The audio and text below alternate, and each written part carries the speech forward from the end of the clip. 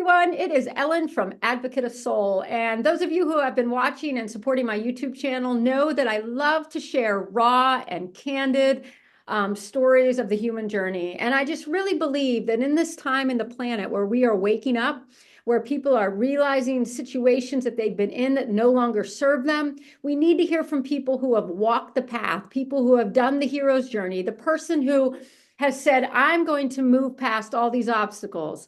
And today it is just my pleasure to have Arlene Barclay with me. Arlene and I met through a book series that we are co-authoring together, and just the energy aligned. And it's just a beautiful, beautiful opportunity to hear her journey of how she's become who she is. I'm really very interested in this boom device that she has that she uses for fitness. But Arlene, I'm so thankful to have you here. Thank you for taking the time to come and to share your journey. Oh, thank you, Ellen. Honestly, I'm honored to be asked. And actually, your podcast is the first ever podcast I've ever done. So, but like you say, with the energies aligning and it just connected the way it did, it's time for me to tell my story. And yeah, so here we are. Here I am with Winter. You got to excuse my dog. She was whining. She was whining at my feet. And I thought, I'm not going to have her whining through the whole thing. So I thought, right, I'll pick her up. It's So, really okay if she whines. It's perfectly fine. It's absolutely no problem. So I just want to start with, you didn't just become this fitness sensation like you are and overnight. It has been. no.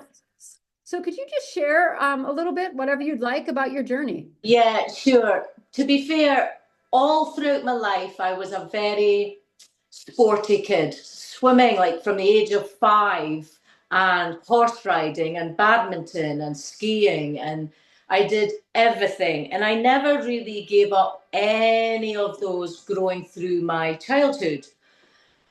But when life got hard for me, and to be fair, I ended up taking my own life when I was 15 due to the circumstances that I was living with in my childhood with regards to just nobody really has a perfect family. And mine was really brought up just dealing with issues around alcohol.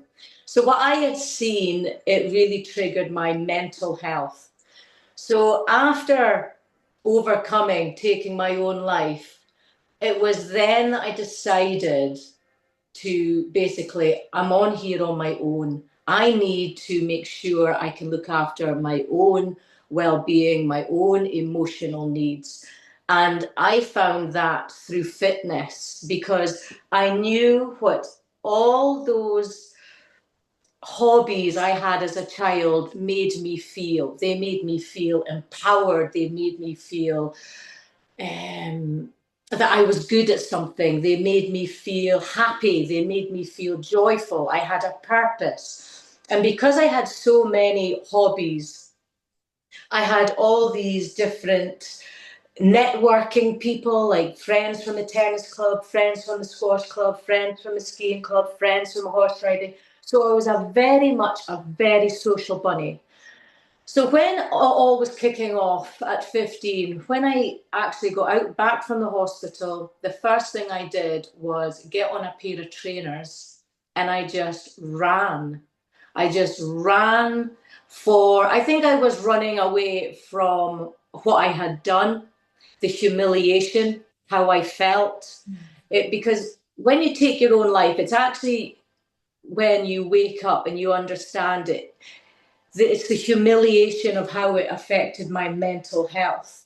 And the only place that I could go to that I knew that made me feel joyful was if I took part in any of my sporting activities.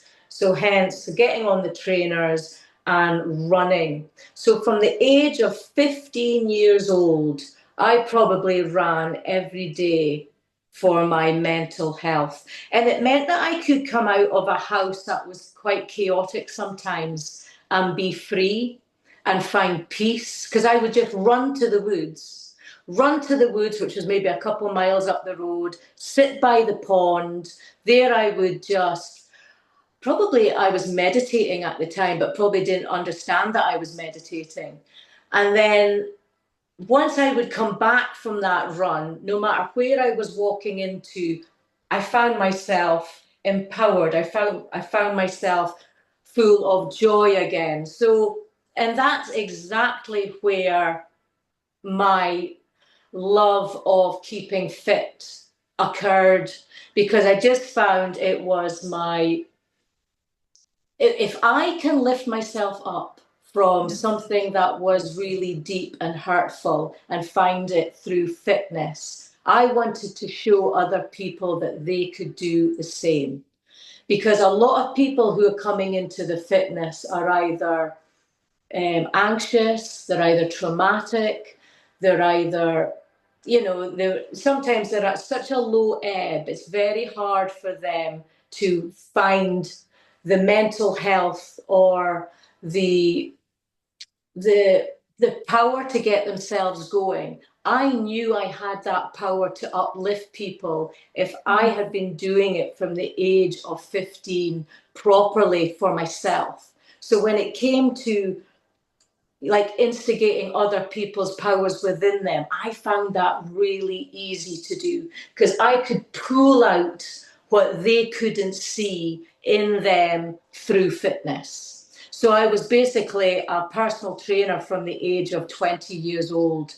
I went to Australia and went into the Australian Institute of Fitness and did a 6 week course over there. And why I did it on Australia is because I could take that certificate all throughout the world with me and train anybody. And I also did my fitness instructor course there as well. So that was me onto the ladder of my achievements with regards to helping people. And I had found my niche, I had Yes. found my Yes. purpose. And being so passionate with the fitness, people were drawn to that because it was easy for me to lift not only one person up, but I used to take 5 or 6, sometimes 6 classes in a day, 5 days a week, and I was just lifting all these people. You couldn't get into my classes. They were fully booked, and I had waiting lists of 20 or 30 people on every waiting list. And this was from the age of 20 and 21 that I was pulling in these numbers. So I knew I had something. But when you're such a powerhouse at such a young age, in my 20s, the clients loved me because I could lift them. But what I found was the people that I worked alongside didn't enjoy my light. I found it was very hard to deal with in life. Yes. Just the hatred, the jealousy, the envy. It Yes. was very hard for me to understand why I was hated so much when all I wanted to do was lift people, give them joy, and give them a purpose when they had Now, lost it. yes. So can I just interject in here because Yeah, um was fitness modeled as a child? I mean, like how, like it sounded like your one of the reasons the success has come for you like it has is because it's come from trauma and it's been used as a healing yeah, modality for you. And so people are experiencing not just physical fitness, they're experiencing healing, right? Emotional yeah, healing, mental healing. So in your yeah.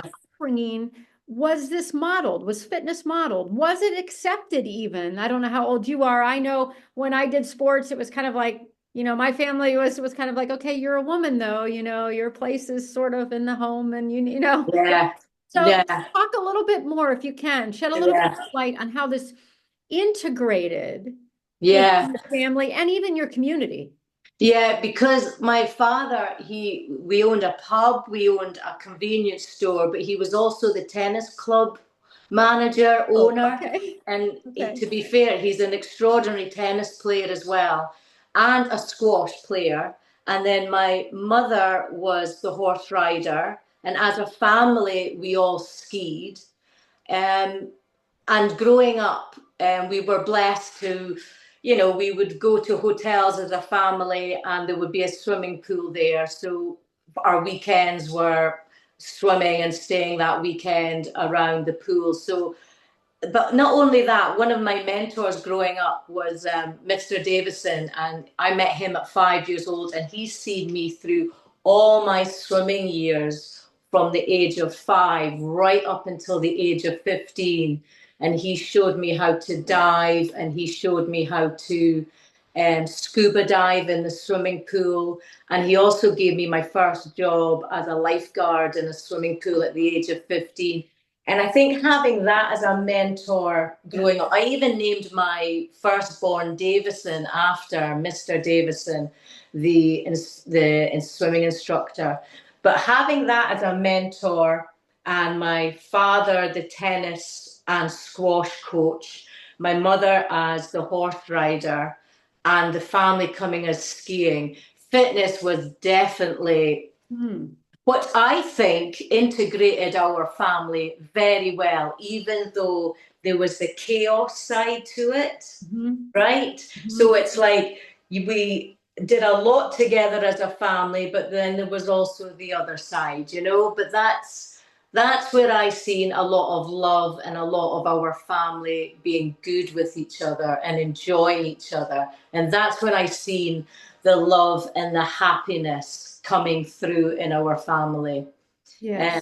Yeah, so that definitely was instilled in me as a child growing up. Because when I left school, you tend to lose all your hobbies. Yeah. Like, you know, you're coming into a girl now that you're passing your driving test, you're going out clubbing. So horse riding wasn't such a big thing. The tennis wasn't such a big thing. So you start to lose everything that you grew up on. But what I knew I didn't want to lose was that feeling of enjoyment, that feeling of empowerment that fitness gave me. And at the age of 12, I went to aerobic classes with my mother.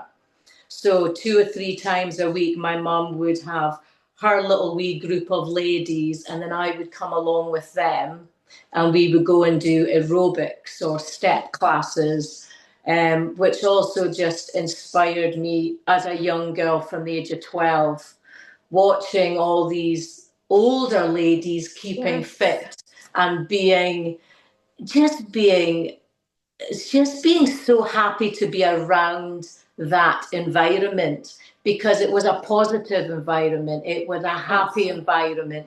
It was an environment that when you networked amongst the ladies, it was just so healing. It really was a healing environment and it made me feel good. It made me feel safe. And it just made me feel empowered. That I knew from a very young age, witnessing the aerobic instructors that were in front of me, Mhm. because they gave me that feeling of, I want to do that when I grow up. Because there was this one Spanish lady, one Spanish aerobic instructor that I remember so vividly because she was just full of energy and she just lifted us all up from the minute. And I think when you come from sometimes a household that had a lot of chaos and then Yes. you drop the chaos, visited your aerobic class for an Mm. hour, you Mm. would just be enthused with that enthusiasm, that spark, that Spanish way, that Spanish, you know, it was I just do. vibrant, full Yes. of vibrancy. Yes. And that's what I loved. And witnessing her 3 or 4 times a week going to classes and seeing what she could do to people, that's exactly what I wanted to do. She inspired me the most out of all the aerobic instructors growing up. You know, if So did she you can know, do it. did you know while you were going through all of this that you were you were healing yourself on the inside? Like, did you know as you were doing these exercises, doing whatever it was you were doing, was actually doing that? No, I don't think, no, unless until I went through my healing journey at 42. So I'm now 52 this year. So, like, for the last 10 years, I've been on my healing journey. I'm now piecing the puzzles together. But way back then, when I was a child, and seeing that growing up, I didn't know what I was doing, but I knew the path that I was on was the right path because there was no resistance, There was no chaos around it, and it just made me feel safe, which I didn't get that in my home. So I was just finding like even when I found a full-time job, once I left my full-time job at 5 p.m. at night, I would go to a class from 5 o'clock and I wouldn't leave because the classes were 5 to 6, 6 to 7, 7 to 8, back to back.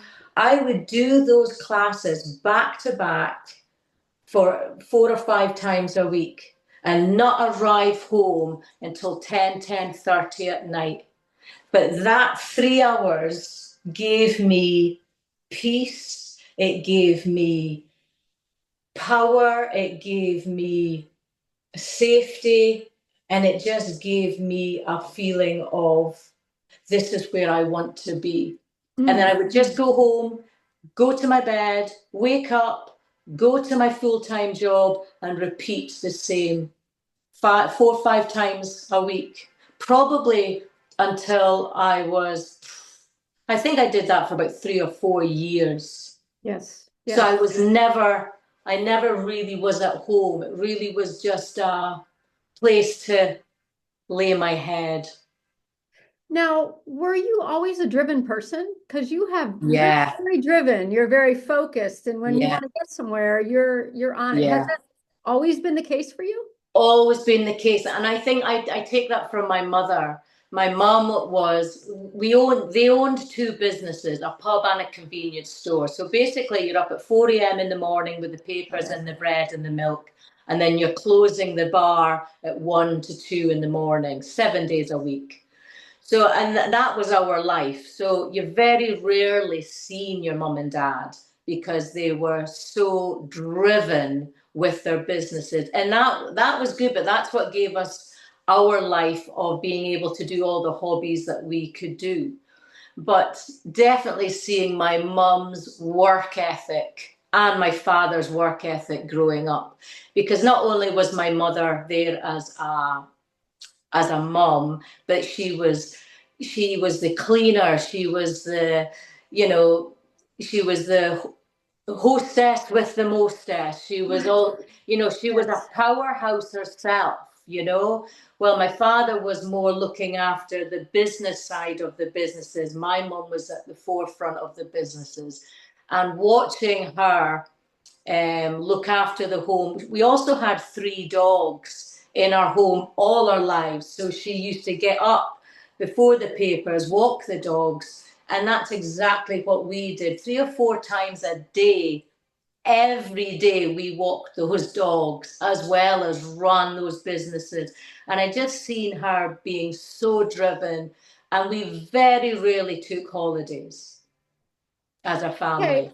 Now, I could know that there would be people in my audience that would be hearing this, right? And they would be like, well, did you play? Did you, as a child, did you have opportunity to play to discover that side of you? No, no, not at all. Not at all. Because no, I was never one to play, really. I always had a hobby to go to. Whether it was my swimming, whether it was the tennis, whether it was the squash, the badminton, horse riding. There was always something I had to go to and then be picked up and then come home and then go to bed. It was very much like that. But then that would have fitted in with my mum and dad's way they ran the businesses as well, Sure, because sure. they're trying to run a business, but they've also got 3 children as well. Right, So right. it's like they had to make sure we all had and I think putting us to all those things gave us our drive. I Yes. think as a family, I think it was just the way it was quite militantly done, Yep. Yep. which was, yeah. And I think that's where I come in with my hardcore, badass, militant Well, attitude, right, right. but I've got a lot of love behind that and empathy. Yes, yes. Yeah, yeah. Do you feel, and you don't have to answer this question or not, but do you feel that you missed out in anything growing up around I probably playing? missed out on the girlfriend side of playing with my girlfriends, the night stops. Yeah. When you would have Oh, and I never had any of that. And Okay. you never had any of that. And I think, yeah, you do. And you grow up very, very quickly as Yes. a child in that sort of atmosphere. You tend to, yeah, you end up becoming the parent quite quickly in your life, even though you're just a young child. So the confidence was there and the self-esteem was there because from the age of 12, I was working in my father's store, Cool. so, and that was all the way up until I was 21. But Mhm. we were helping with the milk and the bagging the potatoes up and the newspapers from, yeah, from a very young age. Wow. So that work ethic was driven into us, but we loved it. You Well, know, right. I understand. that's what you were grown up with, and I was very thankful for that because that's what's kept me driven today, for sure. Yeah, for sure. So you mentioned that you went on a healing journey, that you've been on this healing journey. Well, Yeah. what led you to a healing journey? What is that all about? Can I ask? Well, I'm sure that's a yeah. big The, sweeping the, the, question. the biggest thing that probably ever happened to me, I had been sexually assaulted at the age of 27 by a boxing mentor, right? Now, going through the rigmaroles of that one wasn't quite tough for me, to be fair, because I managed to get out of that. I actually managed to turn it around and beat him up. So he never got what he wanted out of me at the end, right? Hmm. So I thought that was bad enough because he was a friend of mine and I had my business inside the house. But the one thing that sent me on my healing journey, I had a miscarriage. It was my third miscarriage. And at that time, my grandmother was dying of bowel cancer. She had 3 weeks left to live. And rather than feel sorry for myself because I just miscarried my third baby, which she didn't know about, I thought, well, I'm caring for her. I took her out and I thought, let's just go over there because she loved me. I loved her. I just needed to be around someone that I loved, even though she didn't know about the miscarriage. So anyway, I went round to her house, very vulnerable, very sore, but I was delighted to go round. They lived in a care home, my grandfather and her. So as I'm walking into the corridor, my grandfather was walking towards me. And as always, because I'm now a woman of 37 years old, and I have a 4-year-old son as well by this time, as he's walking towards the corridor, I put my hands up and said, "Hi, Granda." And with that, he sexually assaulted me. He grabbed me and sexually assaulted me in the corridor of the, Oh my God. yeah, just like that. So as I'm standing there and realizing what's just gone on, it's amazing. This bubble came over me, right? I was numb. I thought, right, I have two options here. I either, knowing that my grandmother only had 3 weeks left to live, I either go in there and create Hally Racket, with him, scream and shout and, slap him across the face. I don't know what I was going to do. Or I just go in there, stay calm, take my grandmother out for the whole day and just be with her. Because my mind and my heart was more concerned about where she's at. She's only 3 weeks left to live. So Mhm. she doesn't need this chaos before she goes, you Mhm. know? So it was like, right, you know what? I'm just going to go in, take her out for the day. And that's exactly what I did. I just said to my grandfather, he just turned around, went back into the house, sat on his chair, and I just said, you know what, Granda, you're not coming with us today. I'm going to get Granny organised and we're going to spend the whole day with just us girls and you can find your own lunch and your own dinner and we'll just come back whenever we want to come back. And that was it. Got my grandmother dressed and we went out in the car and we just spent the whole day together. But my granny knew something had happened. You know, Yes. she knew instantly. She, in the car, when I was in the car, she said, what did he do to you last? You know? And I went, Granny, he did nothing to me. He did absolutely nothing to me. And actually, when I was saying that to her, I actually meant it, because he did nothing to me. He might have taken that swipe and he might have had whatever he wanted out of it. But to me, it was nothing, absolutely nothing. That was the most cowardly thing I have ever had in my life been done to me. And I'm even reverting back to the guy who tried to sexually assault me at 27. I dealt with that one far more better than the grandfather one, because that one I was not prepared for. Yes. Whereas the first one, when I was at 27 years old, I fought back and I beat him up for Hmm. sexually assaulting me. That was the difference. Whereas this one, I just took that on board, accepted what he did, and thought, no, I'm handling this in a completely different way. And that's when I sourced out a spiritual mentor to help me heal through the different stages of being sexually assaulted, Yes. because it's different if it's a friend, Yes.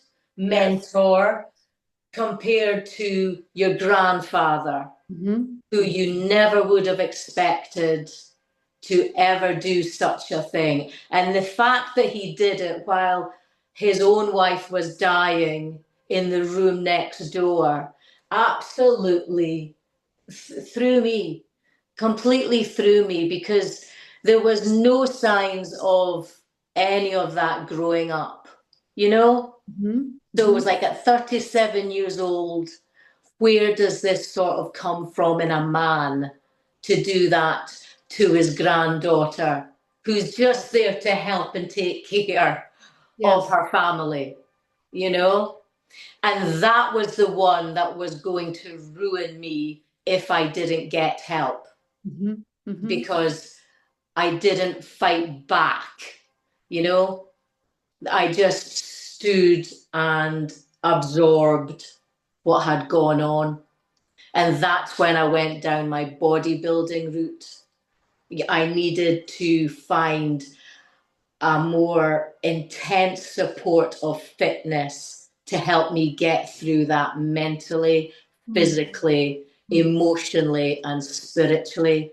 And that's where I called upon my fitness again, Yes. to Yes. help me through it. Because if I had a fitness purpose that made me go into the gym 4 or 5 times a week and hit the sets hard, then it was also a healing process for me for what my grandfather had done to me.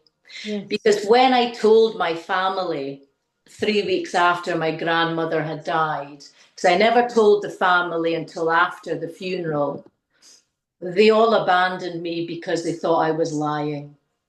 Right. I know. And sadly, that story is so common. Yeah, Oh, so common. I know when I brought certain things forward, even to my own parents, and it's from some of their generation, even upbringing, like, yeah, see no evil, hear no evil. That it was a very you almost have like a double betrayal that can actually yeah, happen to you, because not only are you betrayed by the one who is abused, but now you're telling people, and the ones that you're telling are betraying you because yeah, they're not believing it either. So yeah. you mentioned you went to a spiritual counselor. Can you tell me what that looked like for you? What did you go through? What were the um whether it be techniques, or what was Yeah. it that caused you to find healing through that? The first one that I came across was a Reiki master. Mhm. So getting that healing on the body opened up a whole new, because that was the release for me. That was where a lot of the tears came, because she managed to open up things in my body that I'd probably kept from childhood. And I Yes. think having her do all that Reiki, then I wanted to learn more about the Reiki as well, so I could do it on myself. And Mhm. then she then introduced me to fire walking, and also introduced me to, basically, we used to meet every week in a women's circle and we would just talk. Yes. And having that safe place and those strong, courageous women around you sharing their iconic, traumatic stories just made us all feel very, very at one with each other. Like I had finally found my tribe. There was no shame. There was no, you could basically just tell them everything. And nobody looked at you. I looked at you weirdly. Nobody laughed at you. Everybody just had open hearts. And that's where I found my joy in my spiritual journey, because you learn a lot from other women who've walked. Sometimes a lot of the women have walked abuse of the traumas, or we're actually all very connected. And it's amazing when you start going into these circles, a lot of the women have gone through what you've gone through.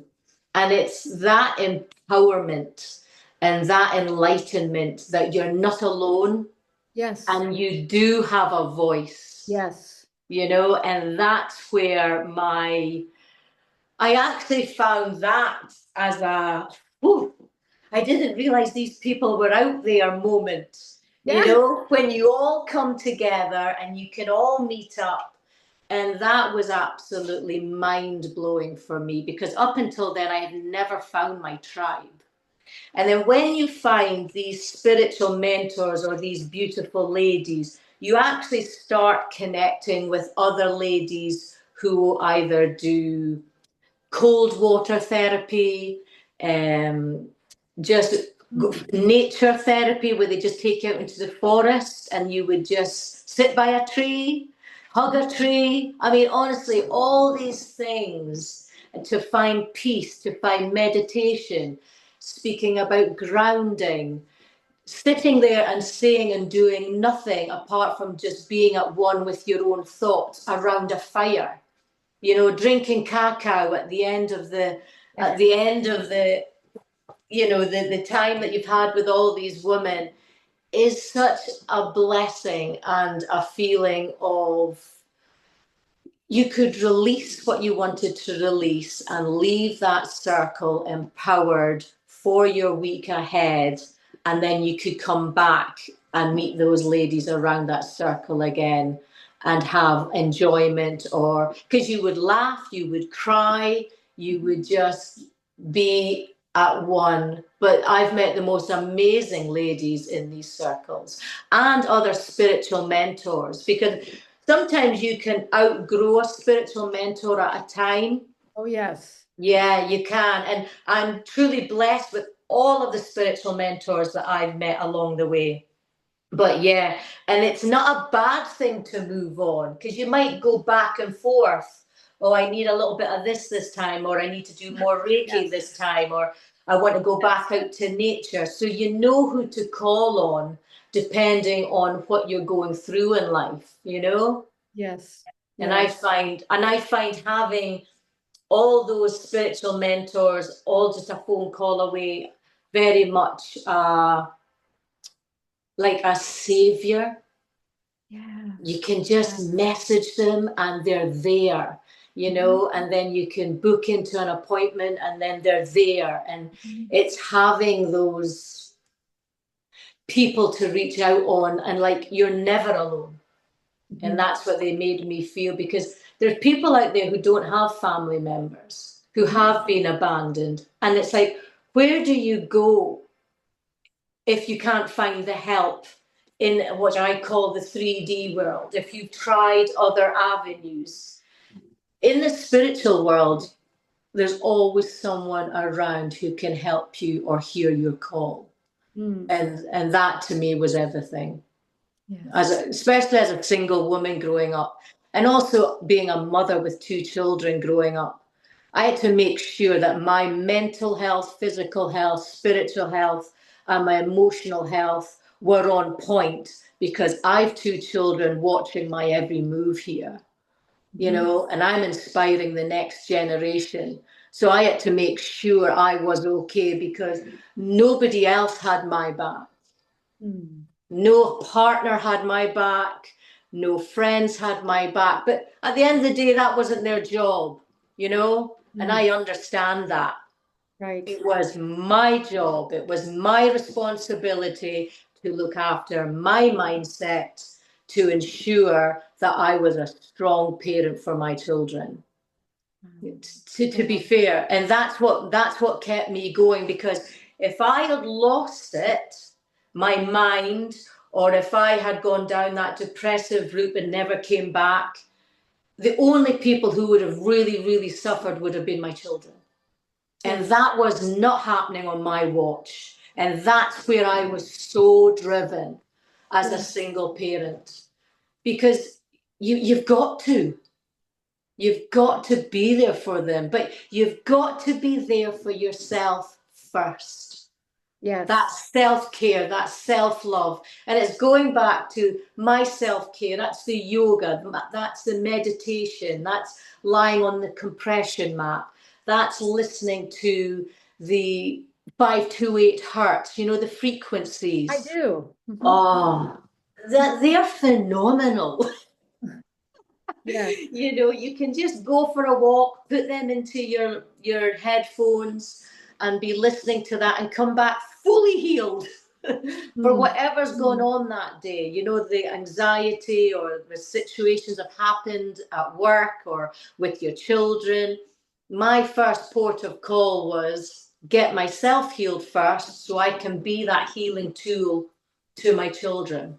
That's interesting you say that, because, um, you know, it can be interesting in a society where women are taught to take care of everyone else. Yeah. And we're all learning, all of us are learning that, well, if we aren't taking care of us, how can we take care of someone else? I remember when I was going through my own healing journey, because I've been on different healing journeys, and somebody said to me, Ellen, as much as you are healed is as much as you can give out to someone else. So right now you're really pretty angry and bitter, and you know that's what you're dishing out to other people. That's not Yeah. helping. So I completely resonate very strongly with the idea of self-love. Yeah. So I'm going to move forward a little bit here, a little bit fast forward. So obviously you've been in this fitness journey for long, long, long time, and Yeah. I could learn a lot from you. I just want to say about the fitness journey, because me and exercise is just not my thing. But you know, I watch you every morning, and I'm like, oh my God, how does this woman do this? But I'm really interested in that boom bar. I Football. wanted to Yeah. talk about this boom bar thing, and that's your own creation, right? My own creation. I Okay, had so birth. talk to me about how that came about and what the hell is Honestly, that? honestly, Ellen, you would never believe it, but it's like, you know how the universe sends you these downloads, and you go, Yes. right, okay, really? So I had vertigo, right? I did not know what vertigo was. And my daughter had to phone in the ambulance people. Cut a long story short, the ambulance people said to me, this vertigo can last 3 days, 3 weeks, or 3 years. Now, Ellen, I'm a single parent. I live on the top floor flat, and I have a dog. And I'm like, I can't have vertigo for 3 days, never mind 3 years. But then I thought, if I do have this for a long period of time, right? For my mental health, which I know is going to disintegrate pretty quick if I'm not doing any physical exercise, I'm going to have to come up with some sort of tool here so I can maintain my mental health and my muscle mass, because I have spent, because I'm a natural bodybuilder, I have spent years contouring and building my physique, right? It's my powerhouse. I love my body. I love my muscles. But I also know within 3 weeks, your muscles can disintegrate quite quickly, you know, if you don't keep working on them, right? Oh, okay. Right. Oh God. But that's if you've been working out Well, heavy yes. on the weights, which I had been. So knowing what I've learned in the last 35 years, an Olympian barbell weighs 20 kg, right? Now that's the barbells you'll see in the gyms that everybody uses for Yes. squats. Because I couldn't get off my bed, so I'm lying because I'm dizzy, I've got vertigo. This idea came into me to buy one of these Olympian barbells, and I found these rubber attachments. So I put them on the end of the barbell, and then that meant I had this boom bar working from my bed. So I laid it on top of me, but I held it from the rubber end, and I would slowly but surely, because it was 20 kg, would work my chest muscles. Then I would do my single arms, and then I would get myself up and down. And honestly, I just did that until I could sit up properly. Because once I could sit up without feeling dizzy, I then did other exercises using this boom bar. And then once my vertigo lessened, I could then stand up with my boom bar and do these exercises with my boom bar. And if the weight got light or if I was getting stronger, I just added on weighted plates to make the workout more functional for me. But within 3 weeks, Ellen, my vertigo was gone. And it's Like a never miracle. and it's never come back. So I truly believe me having that strong mental attitude Yes, of yes. no way is this getting me down. I've gone through so much in my life, traumatic wise, abandonment, losing family, being part of a toxic relationship for 23 years, coming through all of that. Vertigo is not going to be the be all and end all of me. No way. And I think with that attitude, but concentrating on fitness every day, definitely got rid of it. And since then, for the past year, I've been taking my boom bar out privately to clients to see how it works on other people. The results have been phenomenal. I had a woman, she won't mind me talking about her story. She was on a cane, walking cane Yes. for 14 years. I've been working with her for 6 months. She doesn't walk with the cane anymore. She's off the cane. Oh. And these miraculous fitness stories are truly happening to these people. And what I'm inspiring and influencing with these people with this boom bar. And that's a woman of 60 years old. So it's not about, oh, you have to be young and fit and, That's this. my excuse to not exercise. Okay. So it's been phenomenal. And it's been and because Boom is actually Barclay, which is my last name, Barclay's Organization of Motivation. I've had that handle for 35 years in the fitness industry. So Boom Bar just made sense to me. So I just go along with my Olympian 6-foot boom bar with my attachments all on, and I've got a homemade gym in your house. So Getting do you, people, so can people buy a boom bar? they can buy. The way I worked out, you can get everything off of Amazon. Yeah, and So you sell it on Amazon. well, it's already there. I just created and pulled the boom bar together by using all the attachments, because Okay. you can use the Olympian barbell on the squat racks in the gyms, but I have just created it so I could use my boom bar from my bed or from a seat or from standing up in my own home. So that's all I did, was just I took a fitness idea and created my own boom bar, which everybody can now use in their own house. But just having these attachments has made it just a phenomenal functional strength training tool.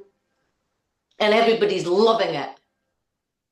You are completely, as I'm sitting here listening to you, I'm thinking, my gosh, this goes back to so many ancient spiritual teachings. about mind, body, heart coherence, pulling your whole self together. Like you are working on a tri level, like you're working over your mind, you're working your body, Yes. and you're working your spirit Yes, in that's that boom bar. exactly. And I'm a firm believer in holistic health. I really am, even though, I laugh a little bit about exercise. I do walk, 5 miles a day, things like It's that. still a lot though. But no, and I do get out and I do that. But there is something, we're such an intellectual society. We're so much cerebral driven. And you have that, but you've taken the cerebral driven self, have pulled it down into your body, Yeah, and have moved it into your spirit with the meditations and the things that you're doing. So you're yeah. doing it holistically. You're going full circle with it. If we Full just focus on circle. the mind, that's great. You can focus on the mind. I have no problem with that. We have limiting beliefs. Let's get those Yeah. sorted, da da da da.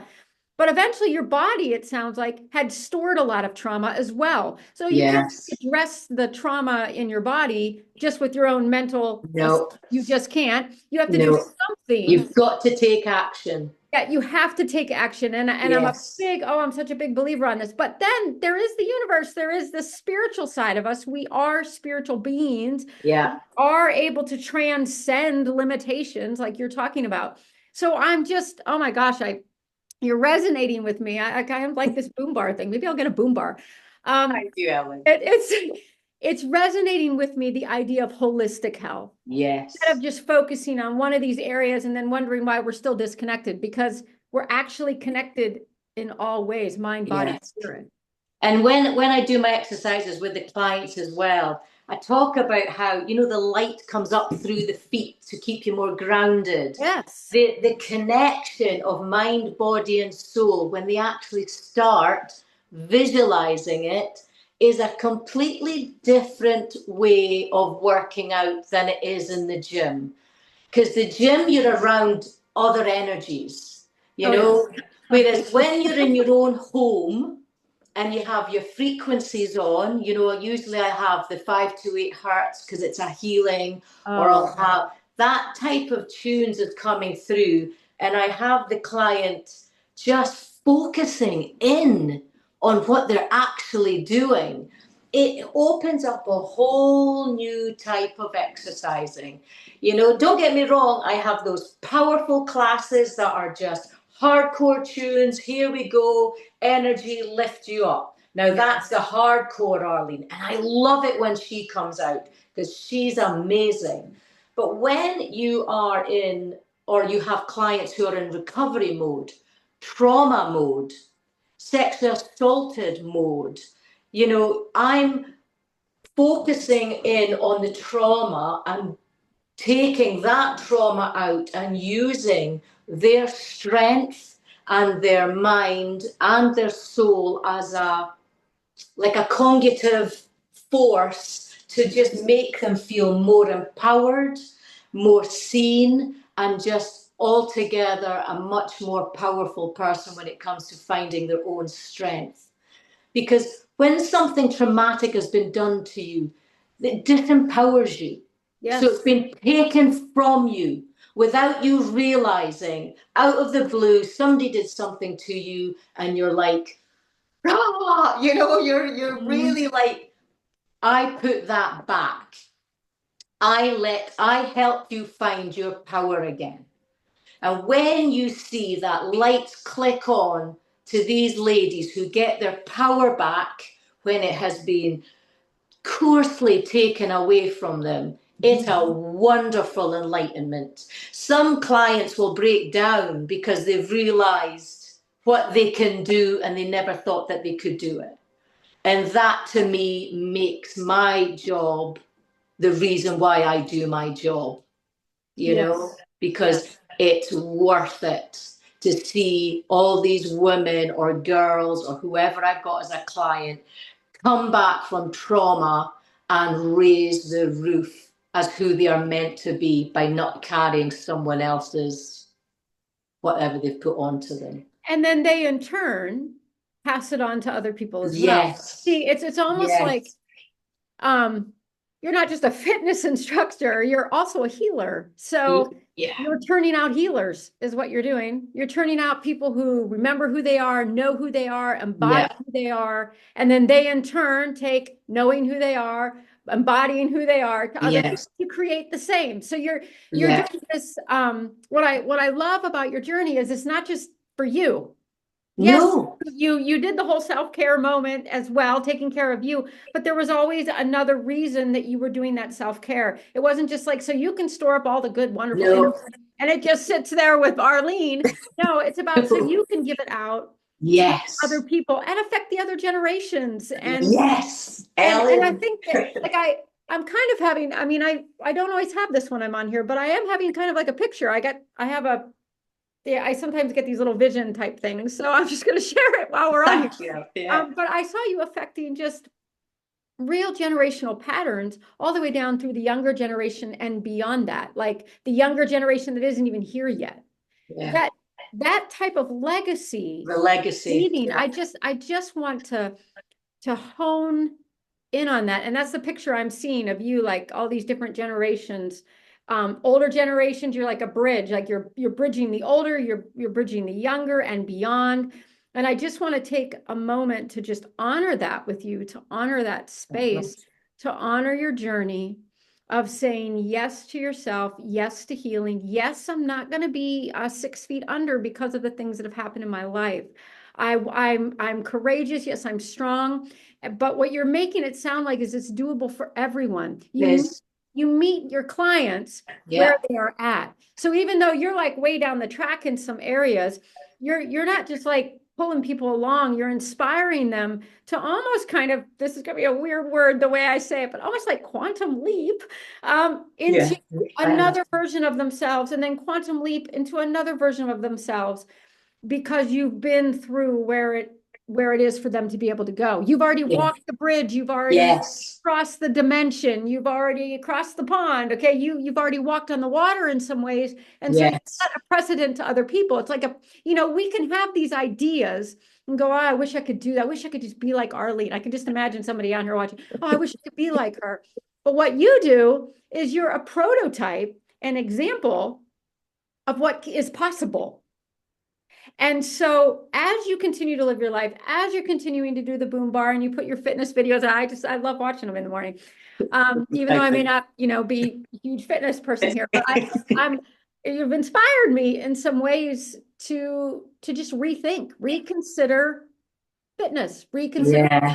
fitness, reconsider the body, reconsider all that. So Yes. yeah, I just want to say I honor you for your Oh, journey. thank you, Ellen. Thank you so much. And I appreciated everything you said there because you get me. You just summed me up beautifully because that's exactly what it's about. It's all about the empowerment. I want everybody to feel that empowerment. I want everybody to feel strong in themselves, no matter what has happened to them. There's two choices. We either lay down and Mm, do nothing, mm. or we get up and we do something. Can you say that again? Those two options? We either lay down and do nothing, or we get up and we do something. And that's exactly what we need to do. We need to get up and do something, which is finding your strength, finding your empowerment, coming together as a collaboration with a group of people, and the enjoyment and the life that you can have after trauma is that there is a life again. And that's what I want people to understand, and because I've gone through, I do not regret my life at one iota. I was meant to walk all those traumatic routes to be the powerhouse today, to serve the collective as I am, as either the boom bar master or somebody who can truly, truly lift the collective, because we need that. Lift them with my energy, lift them with that empowerment, because they can do it. They can do it. And it's instilling that into them that they are good enough, that they are powerful enough. And we do see you.